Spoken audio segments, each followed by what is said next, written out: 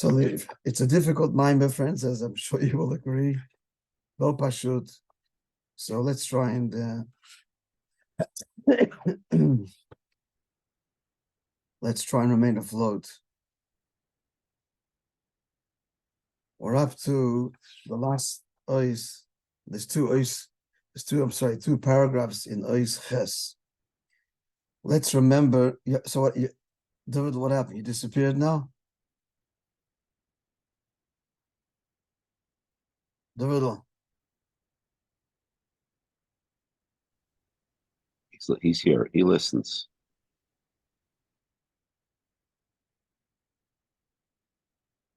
Okay, so let's remember the whole context of where this is going. What's the point of this? The whole point is for the battle, for the ultimate battle. So the treasure, the ותשד, is given to each one of us to appreciate what the ותשד is.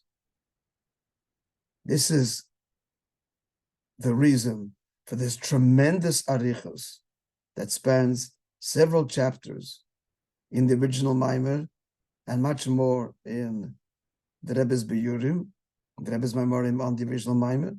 Several chapters are devoted to explaining and having us appreciate the Gewalt, the tremendous divine expression in the Ohr Ein Sof, V'ata Machaya Es Kulam.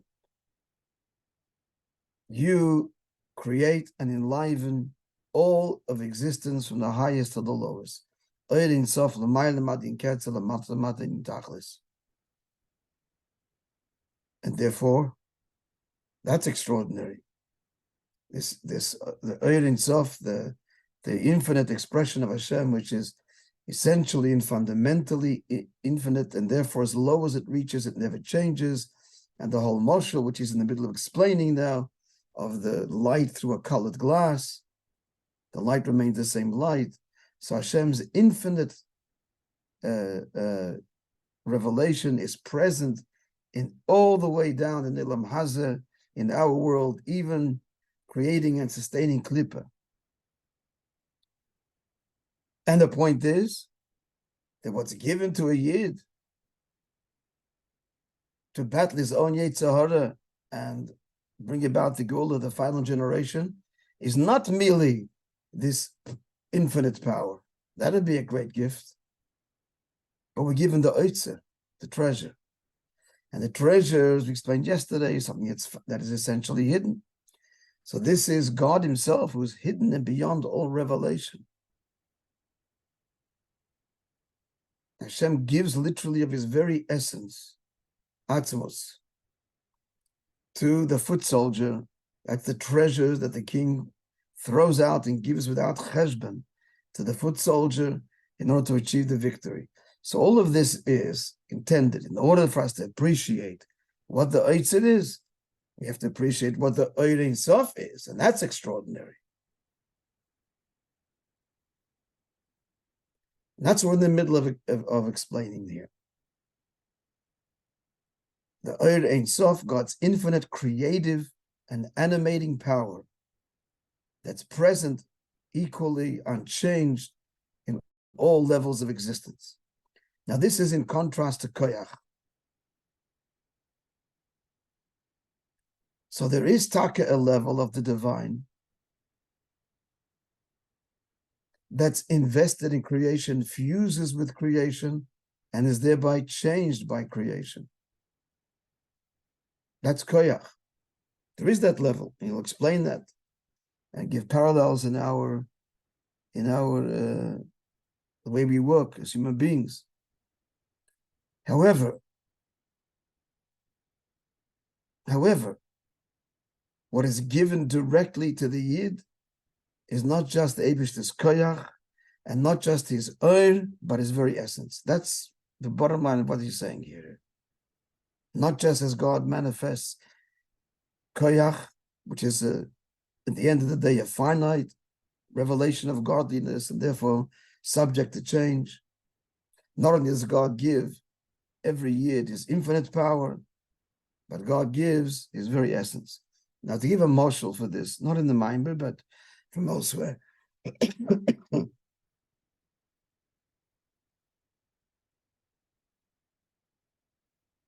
I'm thinking just how to think. I'm thinking of the marshal as I'm talking to you. So there are three modes of effect that one can have on another, on the environment, starting from the outside going in. One is you get engaged, you mashpia, you get involved in the people, the environment around you, and it affects you and changes you. There's no question. That's one level. That's one level of ashpa. That's called Shvat. It's called ashpa. The term in our context would be koyach, and in Yiddish, in regular common vernaculars, we use the word koyach. That's what it means. You invest koyach. It exhausts you, changes you, affects you, constantly affected by our investment and effect on others. If we're affecting something else, we're affected and changed in the process. There's that level. Then there's a level of, if you like, inspiration or effect on the environment, is the chosid, to the chosid, right? So the chosid's koyach, he's invested with his koyach. And in Yiddish, kost gesund. It costs health. There's a price to pay. There's a price to pay. Those involved in making the meichatas, the water, for the paraduma, to bring about purity from someone who was contaminated by the most severe contamination, he himself in the process must become contaminated. And there's no meichatas produced if this doesn't happen. So there is that level. Then there is another level of the chosid's effect in his environment. He does his avodah.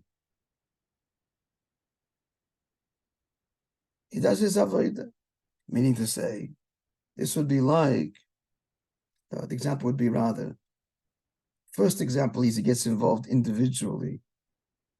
Listen, as I'm talking to you, I'm changing it a bit now. It's clearer. Better. Three modes, three states. Koyach, oir, and etzem. So here we go. So koyach is where the chosid gets involved personally in his fellow Yid's life, and it costs him time and gesund, and he's affected, etc. That's one level of ashpa. Then the level of ashpa, he teaches, verbrengt. So he's producing, this is oil, he's producing light.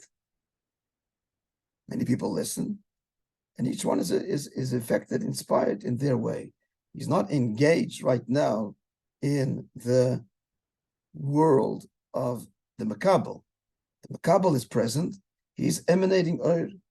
He's talking, verbrengen, he's telling a story, he's verbrengen, etc. So that's a higher wave, or higher in the sense from it comes from a place that is more his world than the first scenario where he's getting involved in the world mamish of the makabel. This is his world, and he's radiating his knowledge and his teachings, etc. But he's being mashpia. No, not in this second scenario. It's not relative to the first one. The koyach is when you get involved in that person's life. I'm not saying it doesn't come with effort. Let's not use the word effort. The word is not effort. To give a shir, if I bring it takes effort. But it's not being mislabish in the individual listeners. That's a one-on-one thing. Here he's speaking to many. That's oir. That's where he's giving oir. The first one is he's giving his koyach. And here it's oir because he's just simply expressing what he knows and his insights, etc. And the listener hears and is illuminated and inspired. And what's the third level? The third level is just being a chosid. He's not even verbrengen. He's not giving a shir. He's not producing light in that sense. He's not radiating information, inspiration. He's just going about his being a chassid. And that inspires. Now that's higher in the sense that he's not going out of himself, he's not addressing the other like light is projected to the other. He's just being himself. And each one has a milah. Each one has a milah. In some way, just being an example is the greatest influence. In some way, you've got to sit down with this person and you want to really influence them, is spend the time to get involved in their life and to be part of it. In some way, that's a greater hashpah. And in some way, it's the teaching mode. Each one has its milah. But I'm just trying to convey, hope I'm conveying successfully, a moshel in avodah for these three things we're talking about. Oir, first koyach, oir, and etzem. Are we clear in the moshel? Koyach is the one-on-one investment of the chassid with this fellow Jew. Oir is he's sharing his knowledge and his farbringing and teaching, not involved personally, intimately with the makabel, but he's sharing, he's illuminating, sharing stories, his farbringing, his teaching, giving speeches, whatever it is. And then there's the third ashpah, the example that he said, just being himself in his private life, just the way he behaves in everything. He's not in the teaching mode right now, he's just being himself. That's the etzem. And that has a ashpah, as we just pointed out, each one has a mile. All to say here like this. What does the Maamorim want to say? The Maamorim is saying that in order to achieve the victory, the Eibishter geht sich über, himself over, very etzem. That's the oitzer. And to appreciate the etzem, we get this whole explanation to appreciate the oir. So using our moshel, we could put it this way. We could say, after having appreciated the wisdom of the teacher, the wonderful depth of his ideas, the great communication, the great inspiration that he emanates, that he gives, that inspires people.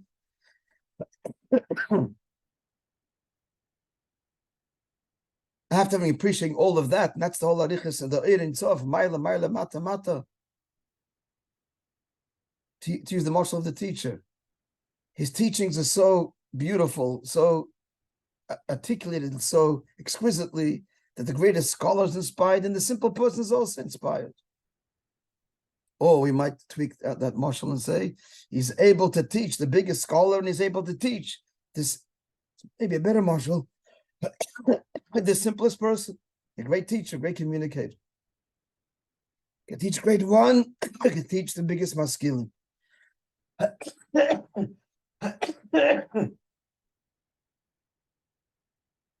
So after having explained that's the marshal of the Eidin Sof Lamayim Adin Kes and Matamadim Tachlis.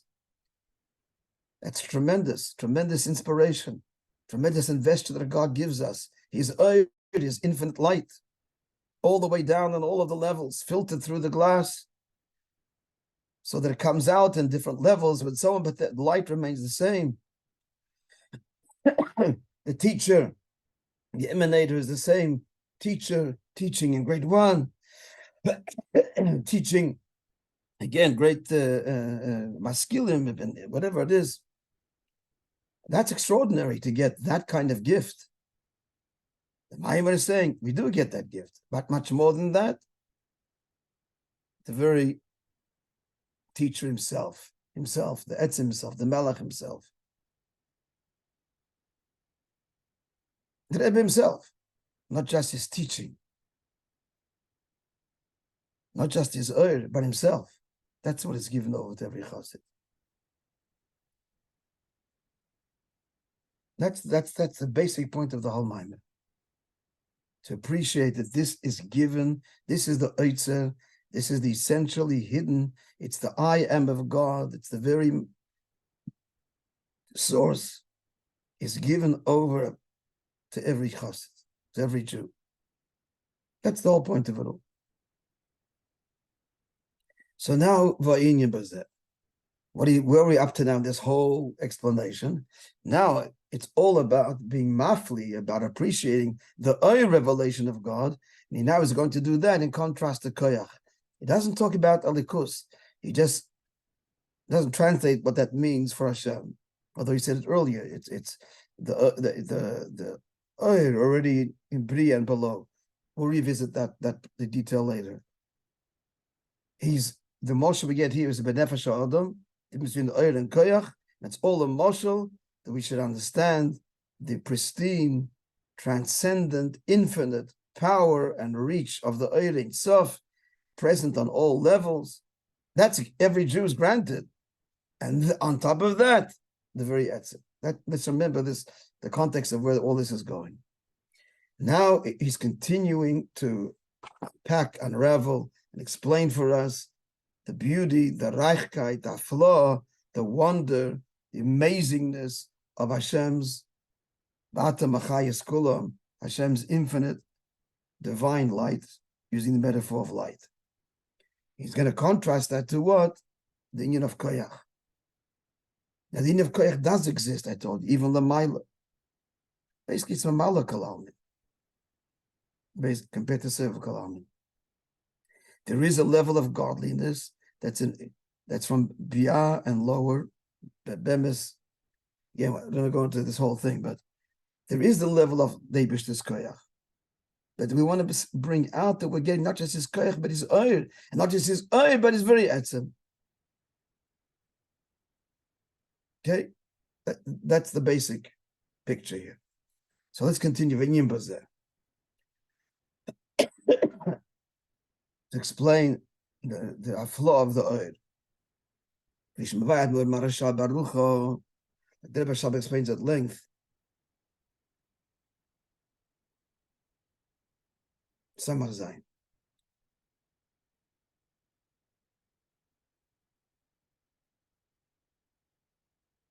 Yeah, I'm just looking at, for that 126. I missed that. What is that? Where's 126? I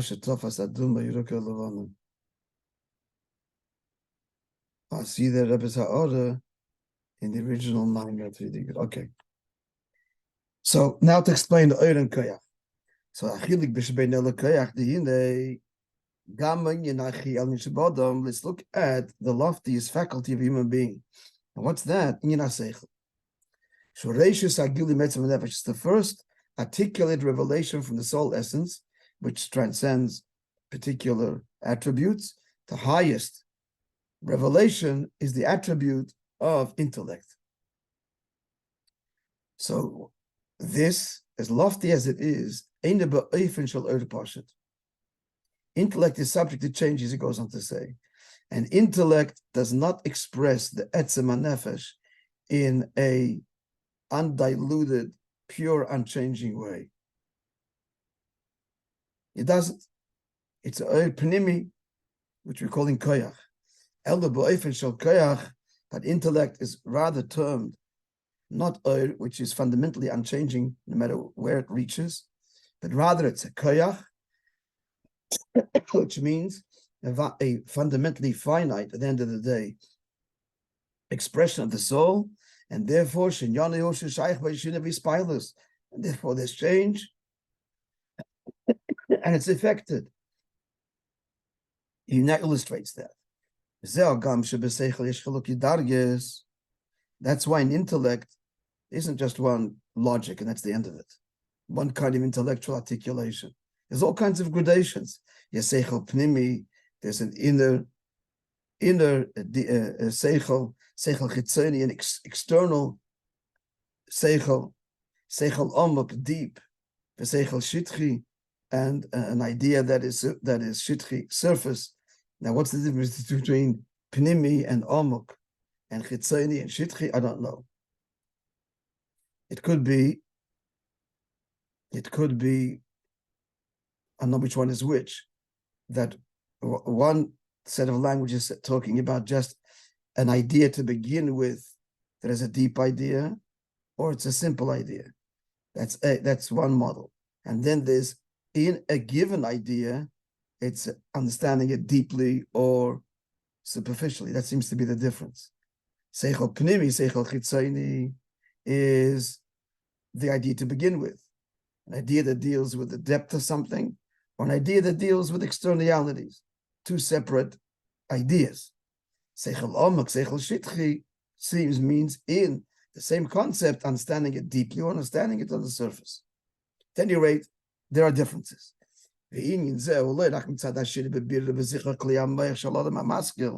Now, these changes, understanding deeply or not, are not simply changes that happen as we mature physically and the brain develops.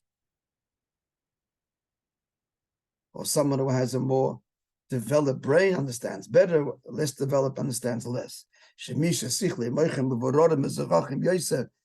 who's the brain is more refined, that person can entertain a deep idea. And if his brain is not developed, then he can only entertain an external or superficial idea. It's not that. It's not the brain that causes these differences. It's going to say it's in the seichel itself, that it's subject to change. So this is all a marshal to bring out what the end, what koich means, l'mayla, and here we're talking ein sof, beyond all of this, to contrast this finite expression and the infinite. Now, the interesting order Yud Zayin, which means the Rebbe said this in one of the previous, either on Friday night or Shabbos day. I don't have a samach vav, so I can't look it up. But lahoyed mehem b'shach samach vav, it's not worthy that he says in samach vav im kiev shalem makach, even though it could be said like we said before, like we just said, that people's ability to understand or not depends on the physical refinedness of the brain. But it's not really true, and it could be means a person is able, through great effort, to refine his brain and entertain deep ideas, as the famous Chassid Kusha Lepler. Could be means that I don't know, but at any rate,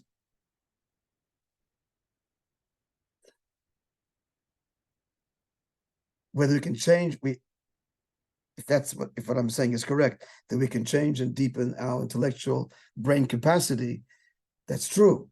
But till we do that, we're only capable of whatever degree of intellectual grasp. The mind is saying now that's not the reason, because of the physical brain, for the ability to understand more or less. Because if he would say that the difference, the cause for that would be the reason why one can understand deep and the other understand not so deep, is because of a lesser refined brain. If you would say that so, then it couldn't be such an instance where here's one person, so his brain is developed to a certain degree, and we see he's able to first grasp a deep idea, and in the same brain understands an idea externally. It's the same brain. If we're just talking about the brain, then the order is shekol shodam oved yoseh im kli hamoich or maskil yoseh. The more he develops it and understands more, just you should know, physically using the brain, thinking deeply, creates creases in the brain. The brain has natural creases, and we think deeply, we deepen those furrows. So he's saying like this, that if a person has developed his brain to a certain point, so he should understand everything in the same level of depth, not something deeper or something understands something else more externally. So it can't be that. Now you might want to say, well, it could be depending on what the subject matter is. Some things are deep subjects and some things are not, which he goes on to say now. And you cannot say the reason why sometimes he understands deeply and sometimes he understands superficially is because different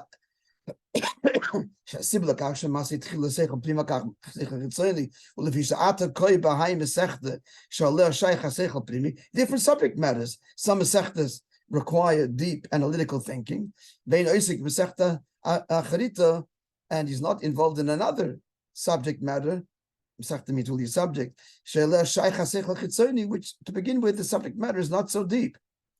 That's not the reason. It's not the reason for what? For these changes in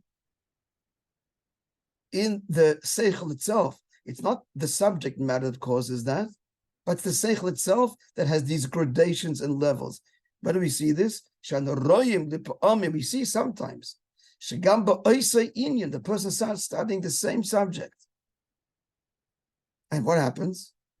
Sometimes a person will first grasp the deep, subtle components of the idea. And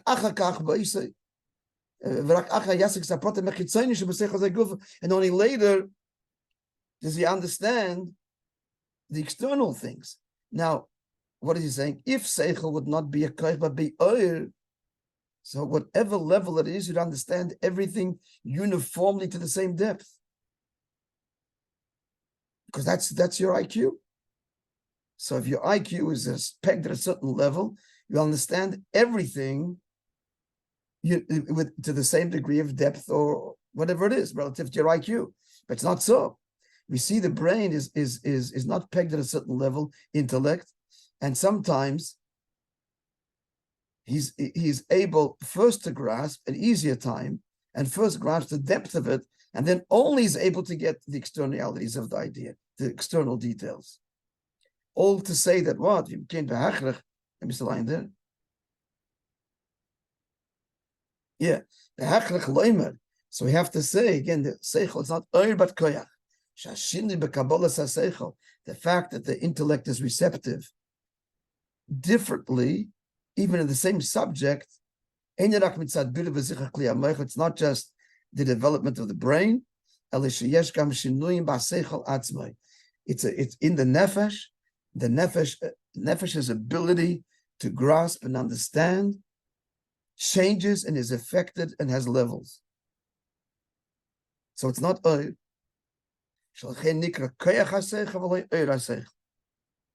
That's why we don't call seichel light. We call it koyach because it's a faculty, even though it's the highest faculty of the person. But to begin with, it's a finite faculty, end of the day, and therefore subject to the vicissitudes of ups and downs, sometimes understanding things deeper, the same subject, understanding it more superficial, and not a uniform enlightenment. You've got a certain kind of mind, any subject you illuminate uniformly. It's not that way. It's not oir, it's a koyach.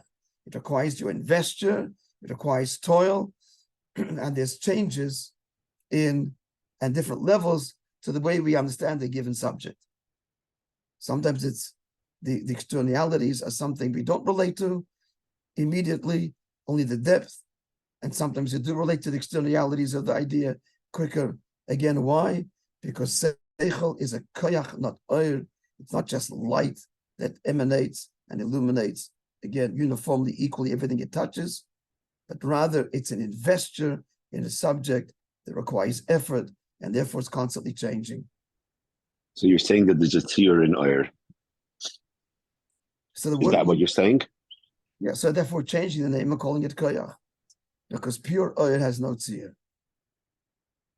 The only tzir oir can have is if it's filtered through a glass, but even then, colored glass, it remains the same oir. That's the point he wants to say. Why are we learning this? So we're saying because of the keli, we're saying that the oir has a tzir. Because of the reactions of the keli. That's not a real tzir. That's not a real tzir if it's only because it's passing through the vessel. Even if it passes through the filter of the colored glass, the fundamental light remains the same. He's saying seichel is not that way. Seichel is not oir. Seichel is a koyach, and therefore it is a constant state of evolution and change. And we're affected by things we understand. We're affected. It's not just, seichel is not just this ability to understand things. Like light emanates, unchanged by what it illuminates everything. We're not robots, that we have an understanding of things separate from us. It's a koyach pnimi. Whatever we understand takes effort, and we're changed by everything we learn. And in what we learn, how we learn, sometimes the deeper parts appeal to us, sometimes we relate to the external parts, this constant change. Let's go a bit further. Not koyach, but oir.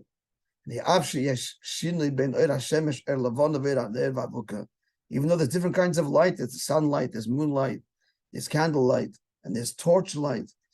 It's not like the same as superficial or deep understanding. There the light is no different. Because this light comes from a bigger luminary, the sun. And this light comes from a smaller luminary, so that's the moon. And this one comes from a candle, this comes from a torch. Because the source is stronger or weaker. Light is always uniform and the same. The figure continues in the Maamorim over there. You're saying that light's unchanging. Why is it the sun's light does not illuminate so powerfully down here as it does above? And so because at the end of the day, the source is finite. So therefore, it's going to be a limit to its reach. But it's only a moshel, therefore a flawed moshel. But it does bring out that wherever it reaches, it remains unchanged. To met God's light, God's energy, which is essentially infinite. And it